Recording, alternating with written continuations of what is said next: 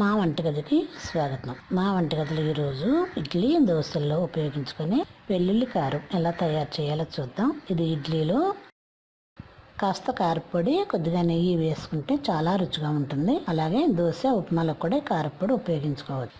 ఇది ఎలా ప్రిపేర్ చేసుకోవాలో చూద్దాం. స్టవ్ పై పాన్ పెట్టుకొని 2 టేబుల్ స్పూన్ల ఆయిల్ వేద్దాం. ఆయిల్ వేడైన తర్వాత దీనిలో పావు కప్పు శనగపప్పు, పావు కప్పు మినపప్పు,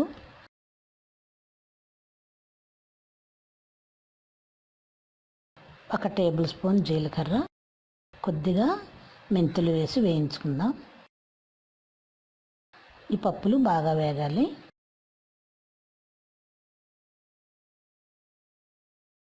ఇది ఇలా బాగా వేగిన తర్వాత దీనిలో ఒక అరకప్పు ధనియాలు కూడా వేసి వేయించుకుందాం.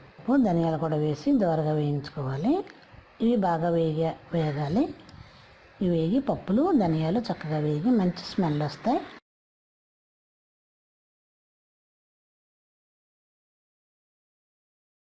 మనకు కారానికి సరిపడా ఎండుమిర్చి కూడా వేసి వేయించుకుందాం. ఒక 10-15 ఎండుమిర్చి కూడా వేసి బాగా వేయించుకుందాం.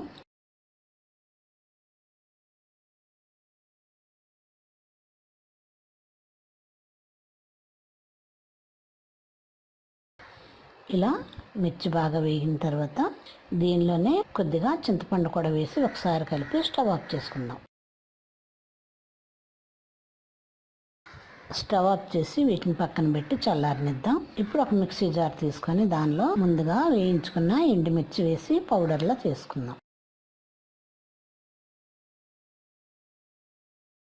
ఇది అలా మిక్సీ చేయగా వచ్చిన ఎండుమిర్చి పౌడర్ దీనిలో పప్పులు వేయించుకున్న ధనియాలు జీలకర్ర పప్పులు వేసి రుచికి తగినంత ఉప్పు కూడా వేసి మరొకసారి గ్రైండ్ చేద్దాం.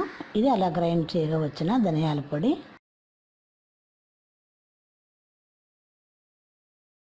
ఒక 10-15 వెల్లుల్లి రేకలు కూడా వేసి మరొకసారి మిక్సీ చేసి ఇలా రెడీ అవ్వగా వచ్చిన వెల్లుల్లి కారాన్ని ఒక బౌల్లో తీసుకుందాం. మా వంటగదిలో ఎంతో సింపుల్గానే ఎంతో రుచిగా ఉండే ధనియాలు వెల్లుల్లి కారపొడి రెడీ. మరిన్ని వంటల కోసం మా వంటగదిని సబ్స్క్రైబ్ కాగలరు. ధన్యవాదాలు.